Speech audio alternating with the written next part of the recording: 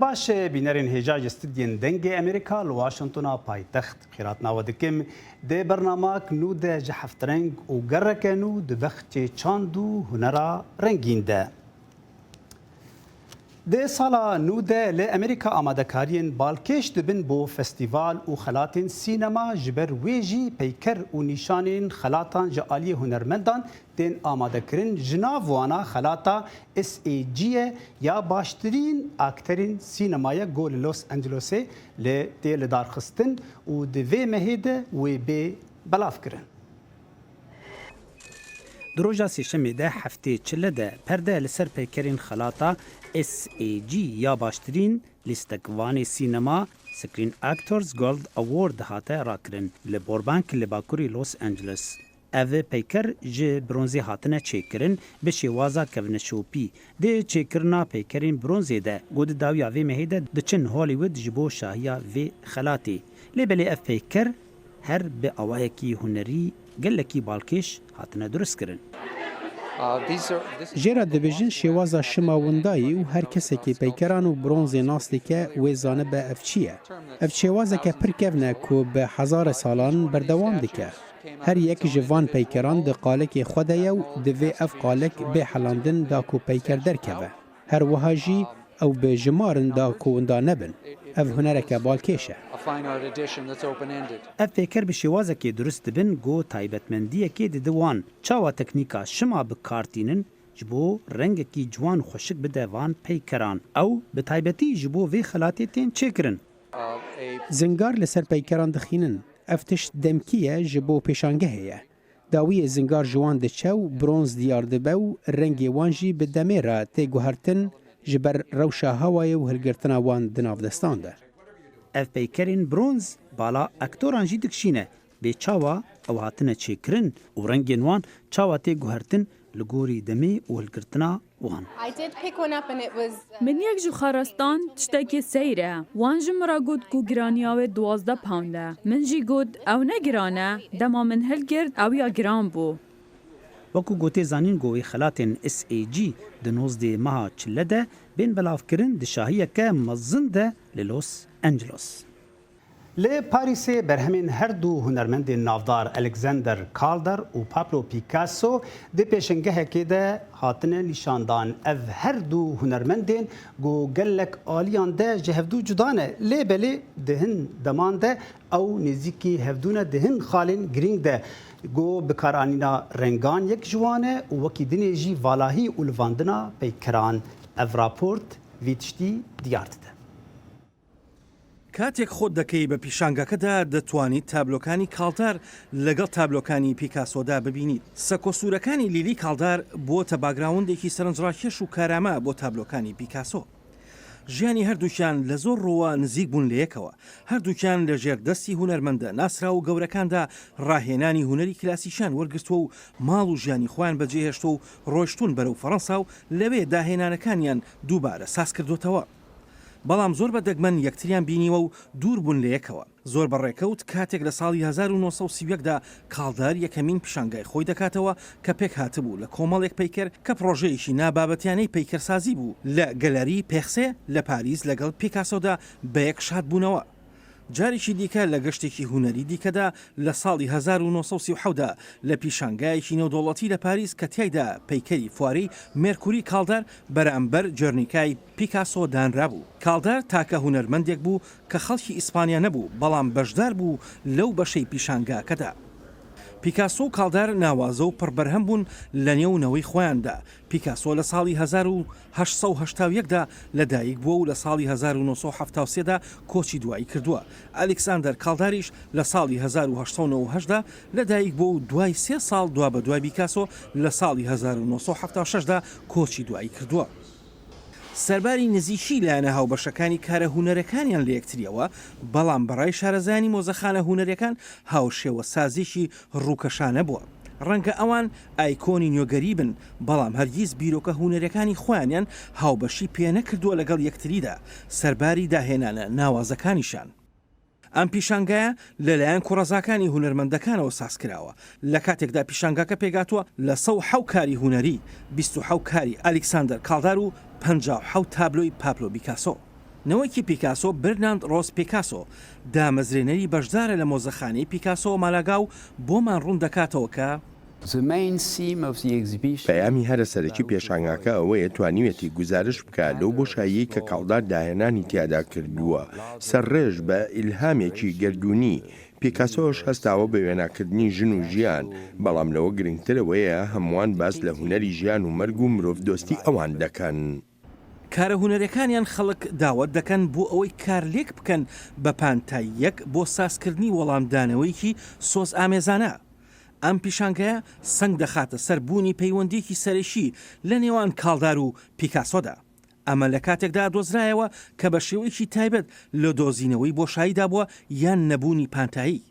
پیکاسۆ کاڵدار ویستویانە شتێک پێشکەش بکەن یان نوێنەرایەتی بۆشاییەک بکەن لە پێناو داهێنانی فیگۆردا. ئەمە بۆ کاڵداریش هەروایە یان لە ڕێی گزارشکردن لە شێواندنی کاتەوە وەک چۆن لە تابلۆکەی پیکاسۆ بەناوی سەری ژندا دەردەکەوێت کە لە ساڵی 1926دا دروستی کردووە. لە ساڵی 1930دا کاڵدار هەستا بە سازکردنی پەیکەرێک بۆ جوڵە و لە ڕێی ئەم کارەوە شتێکی نوێی خوڵقان لە هوەردا ئەویش ڕێبازی جوڵاوە بوو. کاڵدار هەستا لە بازنەدا هاو شێوەی دروست کرد کە ئەمە توانی دووڕەهەندی تۆپێک بدۆزێتەوە بۆ سێڕەهەندی واتە پانتاییشی خاڵی. نەوەکەی کاڵداریش ئەلێکزاندەر ئس ڕیڕۆ باسی ئەومان بۆ دەکات کە کارە هوەرەکانی کاڵدار تەنها پەیوەندی نییە بەخۆیەوە بەڵکو پەیوەندی بە کۆی پەیوەندیەکانی مرۆڤایەتیەوە هەیە لە نێوان هەموواندا. پیکاسۆ لە هەموو تابلۆیەکیدا خۆی وێنا دەکاتەوە هەموو ئەو شتانی دەیکات هەموو تابلۆکانی هەتا ئەو تابلۆیەشی کە باز لە ژن دەکات هەشتێکی دیکەش خۆ وێناکردنەوەی خۆیەتی. هاوکات کاڵداریش لەو بارەیەوە ئەو زە بەرفراوانەیە کەوا دەکات جیهانی بێتەوە ئەو بەڕادەیەک خۆی بەرفراوان دەکاتەوە تا ئەندازەی جیهانگەرایی. هەمیشە کاڵدار بە دوای ئەوە داگەڕاوە کە پێکەوە گرێمان بداتەوە. هەردوو هوەرمەندەکە بایەخیان داوا بە گرنگی بۆشایی و بەرجەستە لە کارەکانیاندا. نزیکەی 400,000 کەس سەردانی ئەم پیشانگەیان کردووە لە پاریس. پیشانگای مۆزەخانەی پیکاسۆ مالاگا تایبەتە بە هەست و ئەزمموی شتەکان بە شێوەیەکی ڕاستەخۆ. ڕێخەرانی ئەم پیشانگایە دەڵێن گرنگی تایبەتی ئەم کارانە لەم سەردەمەی ئێستاماندا کە ئەنتەرنێت و سکرینەکانی مۆبایل ژیانی داگیر کردوین پڕبایەخە. ئەم پیشانگایە تا سەرەتای مانگی دوی ئەم ساڵ بەردەوام دەبێت. هوەر بێ خەیاڵا خۆی ئافرەندنەکە بێسینۆر چێ دکە ئورێ دەدە ڕامان و تشتێ نو وەک vê راپۆرتê گۆڕۆنیەتینە سەر بابەتەکە نو دووارێ زانستی û هوەرê de bêçawa bihna mirovan dikare şêwaz û nîşanên wan diyar bide bê wêneyên hunerî ka em berê xwe bidin bêçawa ev tişt dibe. ئەو بەلکی وەکی تاقیگەهەکە کیمیایی بیت لێ ئەو هەم هوەرە و هەم زانستە. دبێژنێ میمۆمی 2020 ku ji lo şarazayê bêhnaveyê Nerwîçî Cecil Tholas li mûzexana Geraçiya hunera serdem li Moskw hatiye drûstkirin. Min van hêmiyan bîn kiriye û min gelek caran yek ev şîşana bîn kiriye. Her kesê ku tên vir bo çûneka taybet ya hey bo bînan. هەندێک بهێن دەخۆشن لە هەندێک نە. هەر کەسێ دهێتە vêrê eger xûçe hez jî bû bêhna nebûn armanca Tholas ji vê ew e ku bîra xelkî li wan bîrhatinên taybet bînteve. Ev ê hindek bihînin her wekî ev wêneyên xeyalî ne. Li her çawa bê ev kesên ku têne wir bîrhatînên xwe yên taybet dîne wir. Grûpekê Rûsî bi navê Where Dogs Run xelkî li piştvan amîran danît û bêhnawaniya taybet lê helkêşîtin. Ev amîre bêhna taybetmend dake kesekî şilûvet ket û dikete di nava kamyerekê de. Paşî wêneyekî jê drûst diket. Her wekî pencemûra destî û pişkinîna çavî dihête bikarînan. Ev karî li ser faylên datayên polîsan yên wêneyên robotan kar dikin. Hunermend Yekaterinburg vê saziyê pêk aniye ev dixwazin aliyê tariya teknolojiyên nûjer nîşan bidin. Hunermendan wênên dirustên kesan bikarînan, da ku vî projeyê pêş bêxin. Wan viya nîşawan geştiyara bidin ku bêhna her kesekî dişêt bihête wergirtin û taybetmend kirin. û ev çêtbît bîdeçekekê diyê bayometrîk û çêtbît li dijî mirovan bihête bikarînan. نویسکار ورگیر دلاور زراق گود سال 1965 ده لفارقینا آمده جدایک بویه ده نیو سال نوتان ده در باسی قادا نویسکاری بویه یکم برهوو کاوی یا کرت چیروکان بناوی کاکل بو گود سال 2002 ده هاته چاپ کرن اف راپورتا تایبت ده درباری وی و هن خباتین وی ل آمده لنوتو دودیان شون دا ایدی من به پریودیک به مهانک و کوبار روشن درد کت و روزنامه ولات هفتانه درد کت به بخواندن وان من جوان گلکی چا بجم حواسکه داخازکه و هشو بیرکه کردیانه و کرمانجیانه گرد بیاوی به خواندنه جنوتو پیجان شون ده هدی من دست به نویساندن کرد نویساندن من به چیروکن کرمانجی دست بکرن که هنرسازیا لگوری لسر هنرسازیا مدرن بود چه آستانگی پیش زمان هبه ده همان دمیده پیش نویسکارن وی زمان جیه آستانگی زمان او نتنه آستانگی قانونی یکو ستاتیه به ستاتیه ده هر وها کردی ایدی دناف کرمانجم با کرده نیو بخوا ستاتیه خوانده کریه یعنی کردم با کور ولات باکور کردستان بخوا کرمانجی آخوایج کردی آخوایج زمان آخو به ستاتیه کرنه اجبر کو جنر خواهج هجاقی آخو خستنه هیوی آخو جبرینه کو به زمانی و کاربن جیان آخویا آبوری جیان آخویا خواندواری پروردهی جیان آخویا هنری و کاربن بدومینن دوی مروف گواکو کارکی سروی زمانی دکت چه هنری چه ویژه‌ای چه زمانی چه آبوری به زمانی تکرن دهمان دمه ده حوجتی پیت چه دبکو او سدی پنجی کرد این باکور که هیویا خوش زمان برینه او جی ورن سر وقت کرن او جی ورن اقناع کرن که نشانی وام بداین که به زمانی گلک تشت چه دبه و اف زمان وکی زمان دیتر این دنیای تری جیان دکه نفشه چارمین ده پشتی که کمارا ترکیه آوا بود نفشه چارمین او نفشه کو لباجاران به کردی ناخوه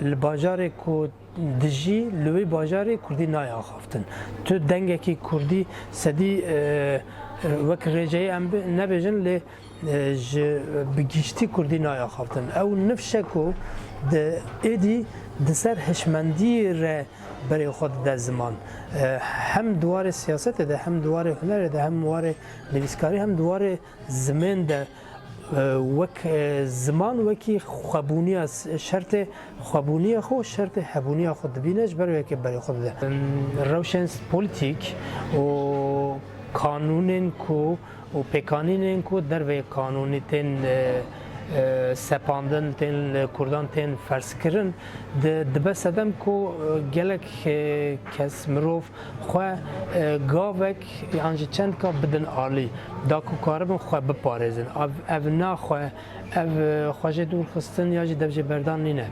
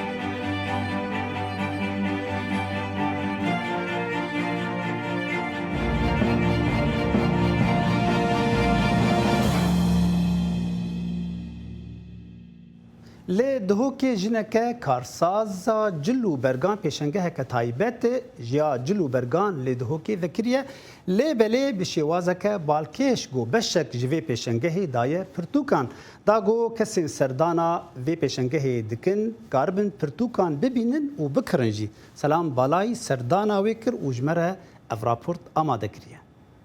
Rojvîn Xelîl weke jinek dest bi bazirganiyê kiriye li parêzgeha Dogê û hemî karên xwe diket û diçîte dervey Herêma Kurdistanê û Iraqê û kelûpelên xwe dînît.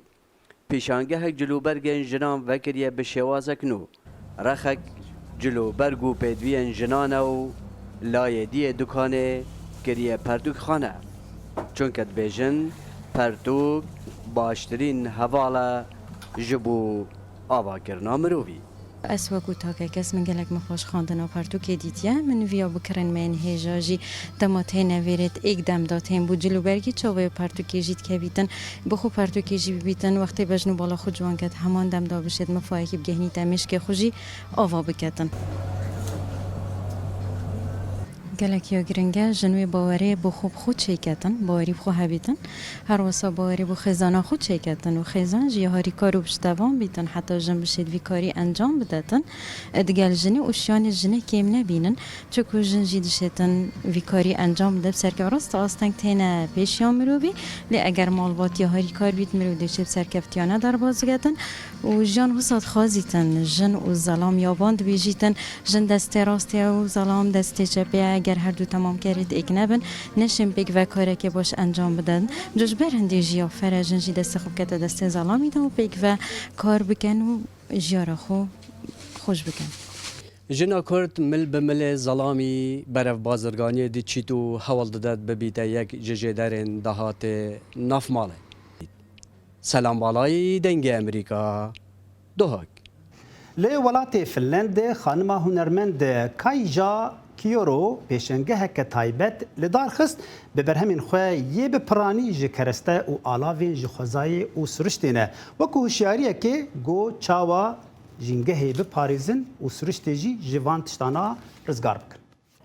Hunerên kevn û gelerî darên jêkirî yên daristana Labîş bîranînên baxçên Nuha ku hatine wêran kirin. Müzexaneya hunerê ya bajarê Rovaniemi bo rûmetdayîna hunermenda dîtbarî ya Finlandî Kiha Kihuro pêşengehekî saz dike. Pêşengeh balê dikişîne ser berhemên hunermenda 6 salî ku tê de peyker wene û şêwazên din jî heye. Piraniya berhemên wê ji xwezaya Bakur tê ku têkiliya guhertina di navbera xweza û mirov destnîşan dike. Wê berhemên xwe yên hunerî bi hemanê awayî ku mirov bi xwezayî re tekildar dibe pêk tîne û wê bi kar tîne çê dike li bi şewayekî ku mirov cuda dide fikirandin. Berhemên wê yên dawiyê nerazîbûna di derbarê çêkirina navendekî madenê ku li devera parastî ya xwezayê ya ku 120 kilometreyan li Bakurê çerxa Cemserê ye. Berhem weneyên nîşangirên sînor yên li ser darên li vê deverê û posterên xwepêşandaran dide berçavan. Ev dadwer nake ev tenê rastiyan rewşa xwezayî ya an niha nîşanî me dide û her wiha mirov çawa bandorê li ser xwezayî dike. Hunermend Kihiro ji 1994 vir ve pêşengehên taybet saz dike. Ev sembola jiyana binerd û veşartiye. Ev kokên bi rengê sor jî xwînê tîne bîra mirovan. Wê tevahiya materyalên berhemên xwe ji sûkên kevn anko ji kesên ku nas dikir kiriye. Kanîja ji dibistana hunerên destan derçûye. Lê ew her tiştî ji materyalên xwe çênake. Her wisa ew tiştên bikarhatî û kevin jî bikartîne û ev kûn jî nimûneyek baş e. Ew ji me re dibêje xweza pir giring e da ku mirov aram bibe û her wisa xweza ji regezên jiyanê ye. û bêguman di heman dem da xembariya derbarê paşaroja xezayê di asta cîhanî û herêmî de ji rojava sereke ya hunera wê ye. Di zordariya li ser xwezayê de xweza û cîhana pişê saziyê lekdayî ne. ev berhema hunera wê jî destnîşan û rexnekirina vê têkiliyê ye. Ez bawer dikim ku temaşewanên wê pêşengehê ev ê neçar bin ku li ser wê têkiliya carek din bifikirin. Gelo ev ji vê yekê fêde digirin an ku tenê li kêfa xwe dinêrin û dihêlin ku çi dibe bira bibe. Ev levhana bi piranî ji bermayiyên hunermendên Lapîsê hatiye çêkirin. Kîhûro bi hunera xwe dixwaze bîra temaşevanan bixe ku ka mirov dikare çawa xwezayê li gor hevcedariyên xwe biguherîne û bikarbîne. Lê Kabul paytexta Efganistanê komek şano bi xebatên bêhempa dixwazin şano lê bajar geş bikin û peyama xwe bo aştiyê di rêka şano de bigihînin him civata xwe him hikûmetê jî û wekî dinê jî xerabiya şer û cengê di şanoya xwe de diyar bidin. ڕۆژێکی ئاساییە بەڵام تەقینەوەیەک دەیهەژێنێت. ئەمە دیمەنی شانۆگەریەکە بە ناوی دراکۆلای شەڕ لە کابول. ئەم شانۆگەریە تشک دەخاتە سەر تراژیدیای دوای هێرشی خۆکوژی. سید منسوور ڕەحمانی بەڕێوەبەری شانۆی ملی ئەفغانستان دەڵێت ئەفغانەکان چەندەها ساڵە لە ترس و دڵەڕاوکێدا دەژین. نزیکەی نیو سەدەیە خەڵکەکەمان لە شەڕ بێزارن. ئەمنەوە نوێ لە شەڕدا لە دایکبوون و نامانەوێت لە شەڕشدا بکوژرێن. لەم دەمەی گیان لە دەستدانی سیڤیلەکان دوا بە دوای تەقینەوە بۆتە سەردێری هەواڵەکان هەروەها ژیانی بریندارەکانیش بە شێوەیەکی بەرچاو دەگۆڕێت. هێندێکیان پەککەوتە دەبن. ئەم شانۆگەریەش باس لەوانش دەکات. ئێمە بووینەتە کۆمەلگایە کە یەکێک زیانی لە دەکەوێت خەڵکی ناچن بەهانایەوە پێویستە یەکگرتوو بین و پێکەوە بەڕووی دوژمن ڕابوەستینەوە. ئەگەر یەک نەگرین ئەوە دوژمن بەڕێگەی جۆراوجۆر بەکارمان دەهێنن. ئەکتەرێکی وەک لەیلا هامدەرد دەڵێت کارێکی سەخت نییە ڕۆڵی ئەو کەسانە ببینێت کە خۆشەویستیانیان لە دەستداوە چونکە زۆربەی ئەفغانەکان هەستیان بەو ئازارە کردووە. دایکەکان منداڵیان لە دەستداوە ژنان برا و باوکیان لە دەستداوە من لە کاتی نواندندا ئەو هەستە ئەنجام دەدەم چونکە زۆربەمان یەکێکمان لە دەستداوە. ئەمانجی ئەم شانۆگەریە هاندانی یەکگرتنە لە نێوان تایفە جیاوازەکان لە ئەفغانستان بە هیوای دوا ڕۆژێکی ئاشتیانەدا. هنرمندێکی مکسیکی بێ شێوازێکی باڵکێش û cuda wênê şoreşgerên Meksîkê wekû Zapata çêkiriye got bilaşekî tazî û pêlaveke panî bilind wekû ya jina li ser hespekî saz kiriye wekû mînak ji rêzgirtina hunermendan ji civata hevregezxwazan yan jî LGBT li Meksîkê. ئەم تابلۆیە لە مەکسیک هەرای ناوەتەوە پاڵەوان و شۆڕژگەرێکی دێرین بەڕوت و قوتی و کڵاوێکی پەمەیی ڕەنگە دڵخوازەکەی هاوڕەگەز بازان پێڵاوێکی پاشنە بەرز بۆ کێش بۆ زاپاتە ئەو پیاوەی شۆڕژگەری نێو جوتیارەکان بووە و دەستی لە چەند ئاڵوگۆری دەسەڵاتدا هەبووە و سمبلێکی شۆڕشە لە مەکسیک هونەرمەندەکە شوێن خەیاڵەکانی کەوتووە و بەردەوامیشە. خۆشم سرم سوڕماوە کە ئەم کارە هونەریەم دروست کرد. هیچ پێشببینی ئەوم نەدەکرد کەچی بە دوای خۆی دادیانێت لە میدیاکان و لەلایەن خەڵکی دیکەشەوە.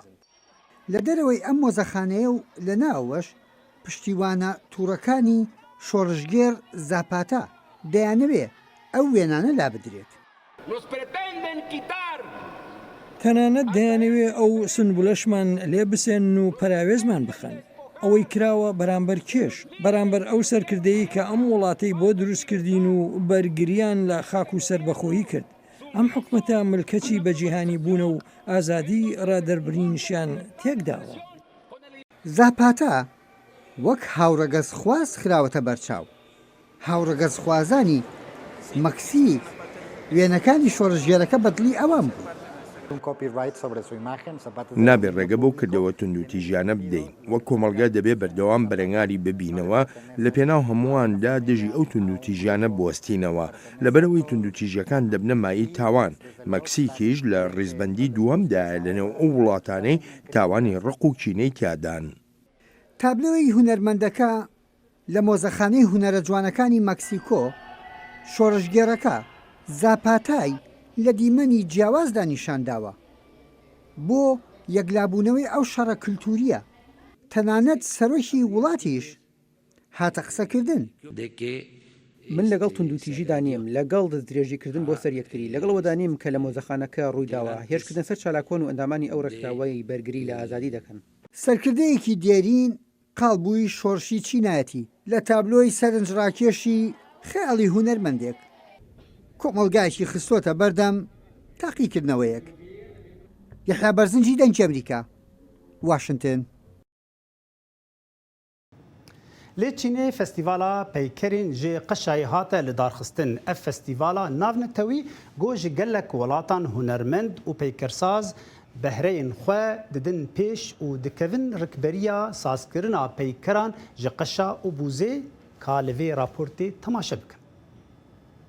هونەرمەند لە سەرانسەری جیهانێ سەردانا باژارن هەری ساڵ لە چینێ kirin داک و بەشداری پێشبرکەیە کۆڵاندنا بە قەشایە ببن ئەو بلۆکن مەزن yên قەشا ji ڕووبارê سانگهواتînin.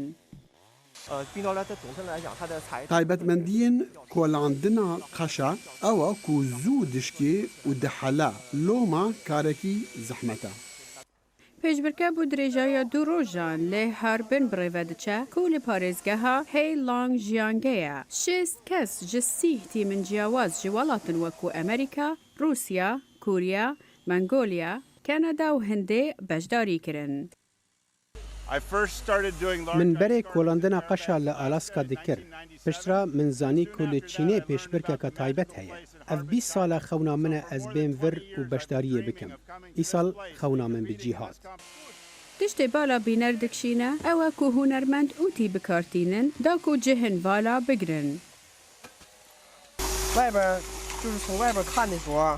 Eger tu ötü bikarneyînî, tu cihekî vala di navbera her du blokan de bibînî. Eger tu wan cihên vala ötü bikî, cihên vala diyar nabin.